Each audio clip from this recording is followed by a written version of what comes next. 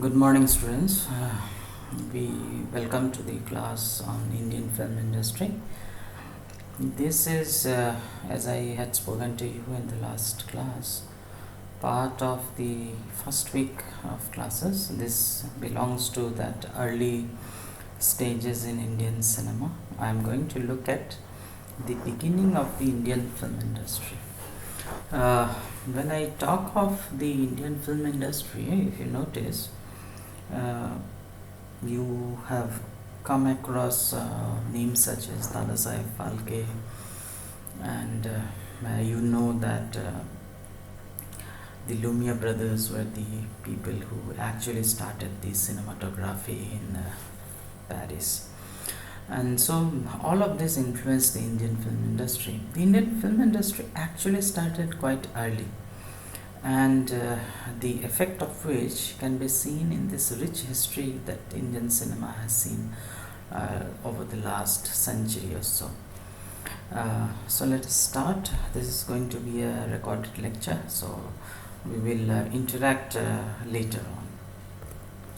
So the Lumieres, as I had already talked about, the Lumiere brothers were the pioneers in the field of this cinematography, and they used to show their reels. They used to call them reels all across Europe, and these were very short videos actually which they shot.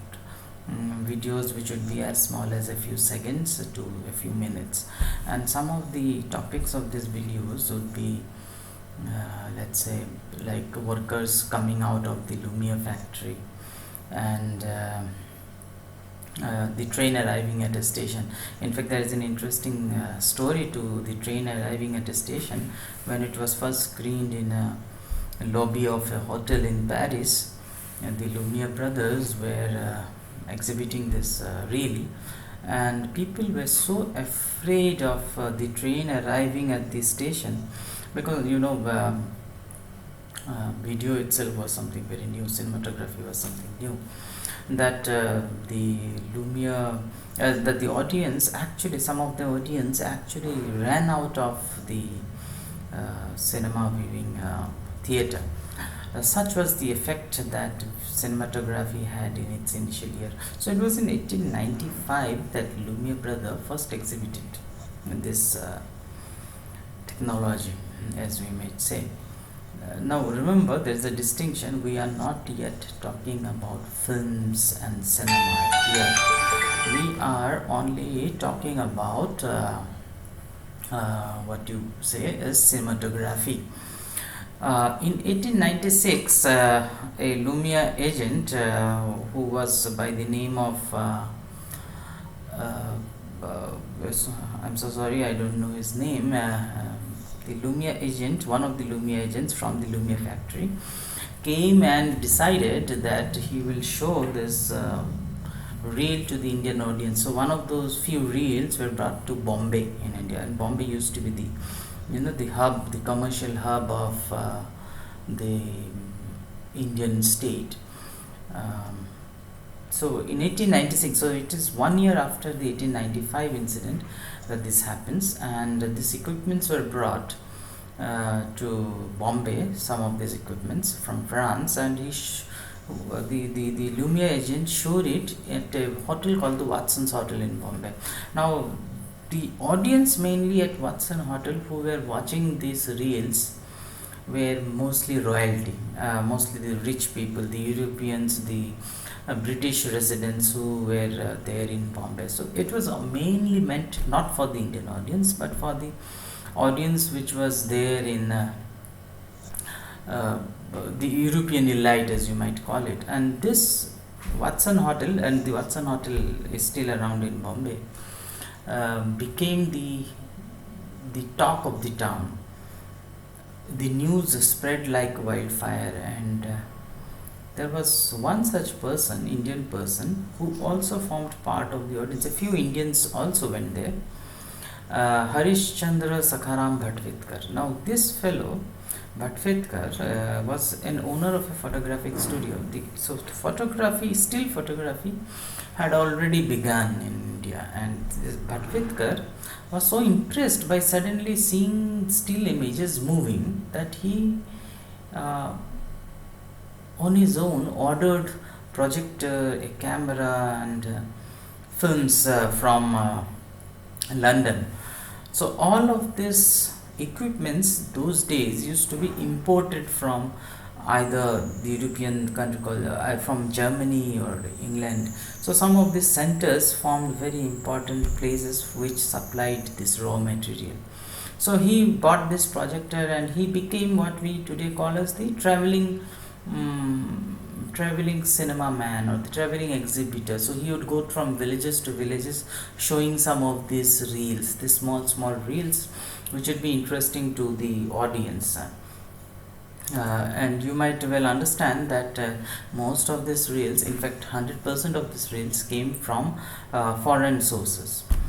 Now what he did was he showed these films, and along with it he also started to make some of his own films. So he was inspiring himself along the way, and he made few small reels on his own. And some of these reels would be like, he would go to a local wrestling match and he will record it.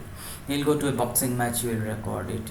So small, and what we might today call as news reels. So this was sort of a initial journalistic experience that he was doing, and this would be better called as news reels and not cinema. So he was recording incidents that was happening around him, and he was showing along with all those other foreign films that he was showing. Some of his most famous reels would also include, so there was this somebody called R.P. Paranjpe, a wrangler who was there in Britain, and he had defeated British wrestlers and all.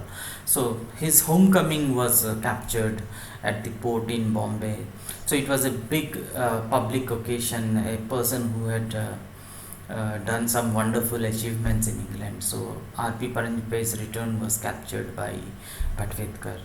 Edward VII's coronation. So this kind of incidents were also being captured by Bhatvedkar. So all of this would form what we call as news reels. Now around the same time, now remember Bhatvedkar was beginning in 1896 itself and 1897, and all these 3-4 years he was doing this. Now around the same time in Calcutta, there was somebody called Hiralal Sen who also was filming scenes from plays. So Hiralal Sen's capturing of reel was a little different from Bhatvedkar, in the sense that Hiralal Sen was capturing, because theatre was very big in Calcutta, so he was capturing small portions from the plays, and he was showing them to his audience. Now the big milestone around this time was in 1907. Now there was this Parsi businessman called J.F. Madan, and who goes on to become a very iconic name in Indian film industry. In Calcutta, he opens the Elphinstone Picture Palace. So this was the first cinema theatre in India in 1907. So this becomes a very important date in the history of Indian cinema. And by 1910, within a few years, and you can see everything is happening so fast, that by 1910 there were cinema halls across all the main cities of the country. Now the films, however, were largely foreign origin: French, British, American, Italian, German. So we have cinema halls, but we don't have Indian films. So what we were mainly showing to the audience was American, Italian, British, German, Danish, all this sort of films. Now why is it important to understand here is that this was the silent era in films. Cinema was yet to get sound. And Indians were not making films per se till. So a big chunk of these films were coming, and in fact, you have to remember that all the stock footages, raw materials, projectors, cameras were all imported. So filmmaking was a very costly affair in India during that time. So it wasn't very easy to make films. So what happened? So you see, Indians were watching foreign films much before we think we were doing. So foreign films were the mass films in India. So how would the audience watch it? So a translation of the subtitles was recited by a person who was known as the reader. So the reader would read from a text, and this was the translation of the subtitle, and this reader would also read in such a manner that the audience would get the emotions that are displayed on screen. So he would be intoning, the reader would be reading out it almost like in a matter of fact emoting all the emotions that are shown on screen. So he would not just be reading the dialogues, he would be intoning the mood of the movie itself. So you can well understand, when cinema was getting popular, there were cinema halls all across, and foreign films were being, there was no Indian cinema. So there was this urge that the Indians were actually waiting for something which was more Indian. So that thing was, that void, the gap was felt. It was there. The only problem was it was such a costly affair. Now, Dadasaheb Phalke was already a theatre artist. He was a production house owner which dealt with the theatre. So he was very famous in Maharashtra in his own right. He was quite a popular artist. Now, what happens is, Dadasaheb Phalke was watching one of those cinema or reel, as we call, which was on the life of Christ. Now, and he gets inspired.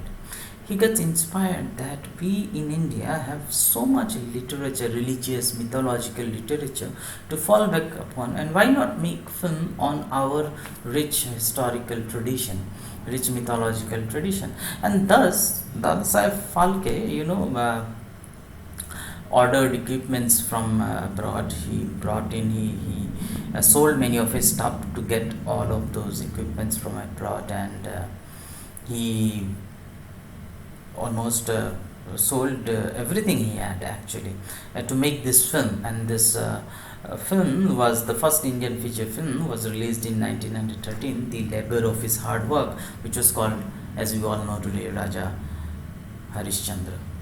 So Raja Harishchandra in 1913, and the years after that, Dadasaheb Phalke kept on making innumerable number of films, mostly on mythology. So and there were other filmmakers also who were doing a lot of mythological films based on the Mahabharata and the Ramayana, and we know we have a very rich mythological tradition.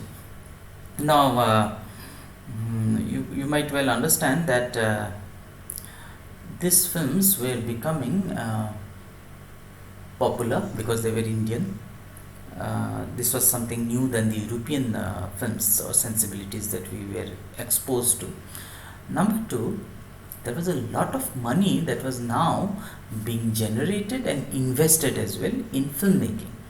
I was looking at the success of these initial filmmakers in Indian cinema.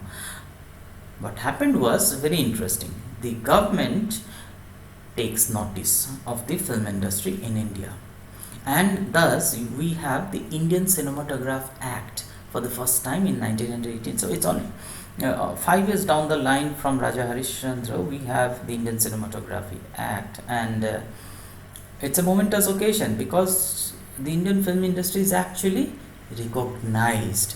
The Indian Cinematograph Act actually dealt with the films. Now, coming back to the other side of the story, so you have Maharashtra on the one hand, where in Pune Phalke was making his films. In Calcutta also, there were a few people who were into making films. So Calcutta also emerged as another parallel filmmaking center, if we might call it. So J.F. Madan, who, if you remember, I had mentioned about him in the Elphinstone Theatre, he was the owner. He also started producing films, and he was by now owning a lot of cinema theatres. And he started also to produce films. There were other such filmmakers as Dhiren Ganguly, for example, also started making unique films. In fact, one of the earliest filmmakers in Indian history, Dhiren Ganguly, J.F. Madan. So Calcutta was starting to, because if you remember, Calcutta always had a very rich literary tradition, thanks to Tagore and the Renaissance movement, and so Tagore's influence was there in Calcutta, and rich literary, all of these literary texts were being converted into good cinema. Now, the next disruption in cinema comes in Indian cinema comes in after the World War I. Now, the First World War was almost like a rupture, because Europe was devastated. So what happens is, filmmaking as a tradition in Europe and England suffered a lot. Now, why is that important to us? This is important to us because if you remember, the bulk of cinema that was being shown in India was foreign films. Now, suddenly all of this stopped. The World War I stopped this making of cinema in Europe, and what happens is, American cinema comes to occupy this place. So American cinema becomes the biggest supplier of movies to countries such as India. So India was one such country, and all across the world, actually that's where American movies start to have that hegemony, and it was the World War I. So it becomes the largest film producer in the world, America, taking advantage of this war. And India has been making movies, and America now is the biggest importer for us. So what happens is, by 1920s, India was making more films than Britain. So this is something unique. This is something we actually can't even realize that how big a situation was this, because we were importing raw materials from England and Germany to make films, yet we are making more than they were because of the war situation there. But the number of films that we were making could only satisfy 15% of the demand. So the rest 85% of the demand was met by mostly American films. Now this is important. 85% of the demand was met by American films. So what happens is, because American films would be imported directly, and these are films which would have run in several countries, and then the reels finally reach India, they would have earned the money that they needed across the world in other places. So what happens is, these films were cheap for the Indian exhibitors. So screening the American films was much cheaper, was much profitable for them, and thus Indian films also suffered because of that, because Indian films would be very costly, because after all you had the expenses of making and producing a film. But American films were cheaper, because one, they would be produced in bulk, number two, they would have already earned their money in foreign countries, and they would then land up in countries such as India 2-3 years after that they have been made. Now let us talk about how Indian films were starting to be made in a more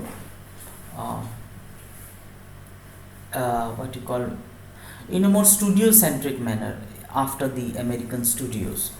In a more streamlined manner, in a more industry kind of a manner. Now, one person who should be thanked for this is Himangshu Rai. Now, Himangshu Rai was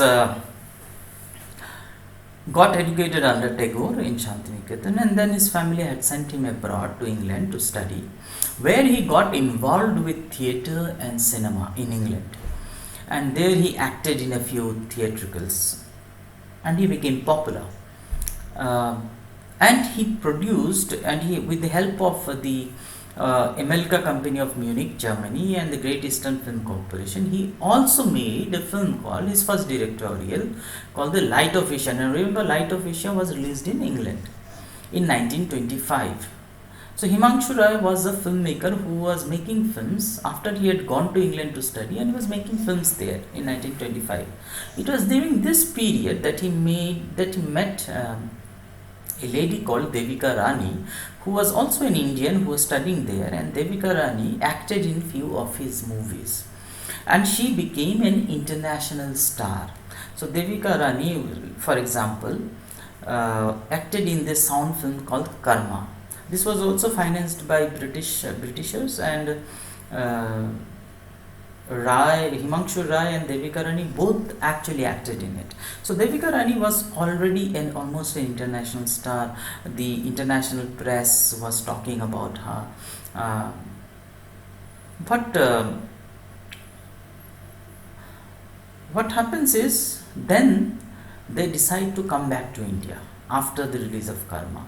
So it was around 1933, if I am not mistaken, and they come to India and they form a studio on the lines of the studio that they had seen in England and Germany. It was called the Bombay Talkies. So they come and they establish Bombay Talkies in Bombay, of course.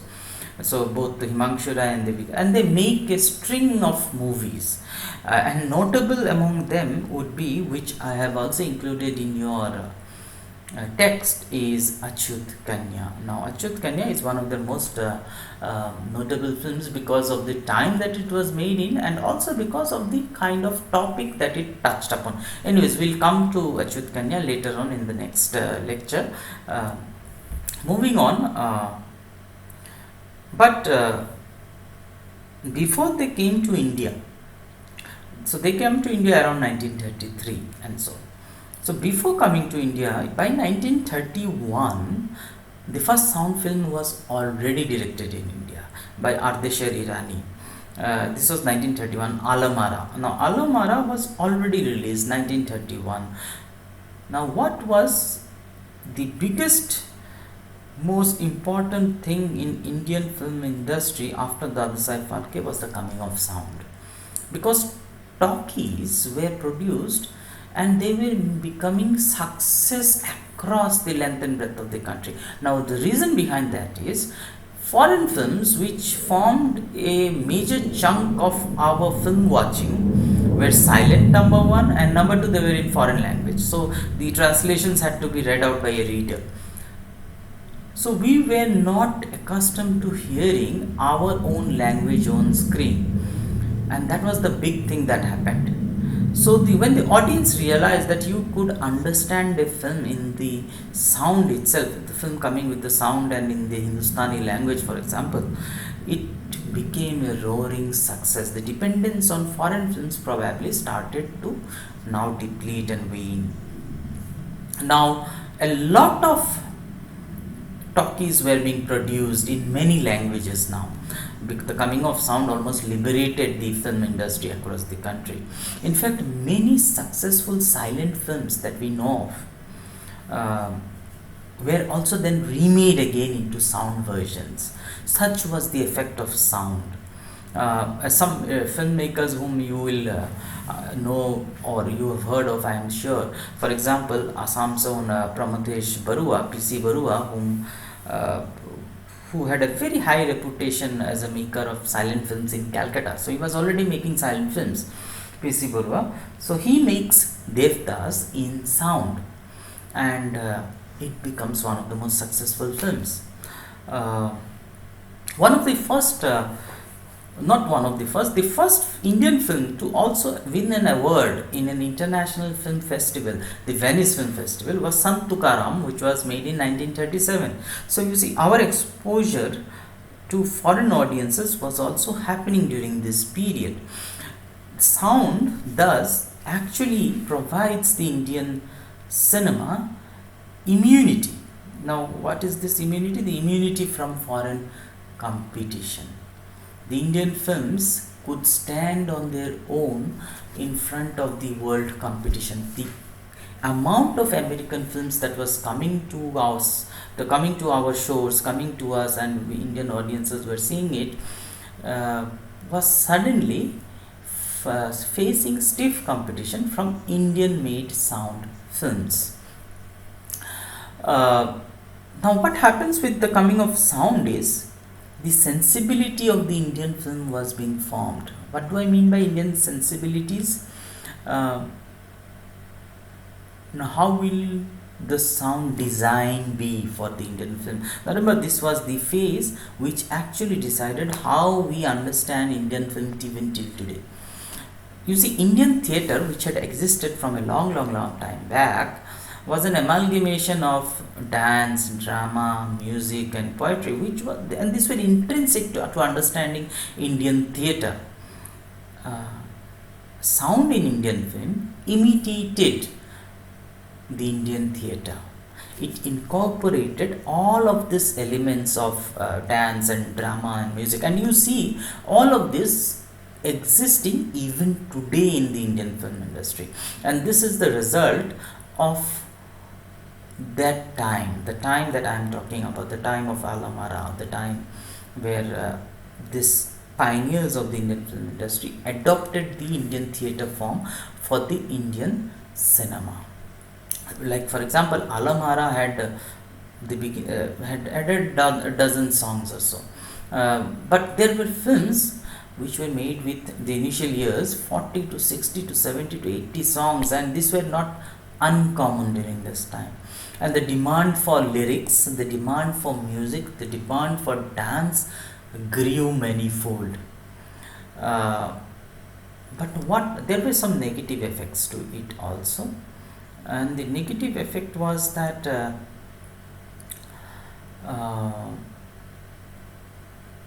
the negatives were that there was so much importance given to dance and music that the story took a backstage.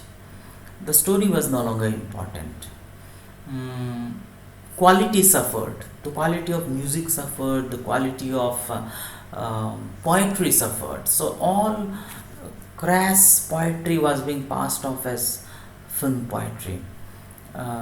The dance forms suffered. So the classical dance forms were being brutalized by these filmmakers, because this started to become a hodgepodge of different styles, because there was this demand. So there was no time to indulge in originality. So the Indian theatre, which was actually seeing a rise with the coming of Tagore and on the Renaissance, Indian literature Renaissance movement, was starting to see a downward slide with the coming of the studios. Because you see, when the studio system started to make films, Prabhat Studios, Bombay Talkies, and all of the studios started coming in new theatre, one after another. And you will see the role of Indian studios was very important during this period, but they also led to imitation of the American model of filmmaking, which was profits, which was the early stages of the culture industry, where profit is the main idea, and originality and creativity are all but recreations of the same old stuff. And thus it suffered, quality suffered, but not quantity. So a lot more Indian films were being made, a lot of Indian films were being seen by the audience, because if you remember, the demand from the audience was huge. Indian films were being made after all. Because you see, 85% of the films still came from America, because such was the demand, such was the consumption level, with the increase in number of cinema theatres in India and travelling theatres in India. So quality suffered, and we see Indian films beginning to take a shape. What I would like to mention here at the end is that the concept of the Indian film initial years was seeing mythology on one hand, the coming of dance, drama and songs on the other, While on the other hand, we also see a few filmmakers beginning to experiment with stories. Achyut Khanna is a very good example of those kind of filmmaking which actually was um, adopting a different approach to filmmaking, which was not dependent on the songs, dance and drama more, but although they had song and dance, but more on stories. Now they were adapting also something of a Greek tragedy mode of a filmmaking, and there were many other filmmakers after Himangshu Rai who also adapted this line of filmmaking, and we look at this sort of filmmaking in the classes that are going to come. So thank you, and please go through the reading materials that I have supplied along with this lecture. Thank you. Have a good day.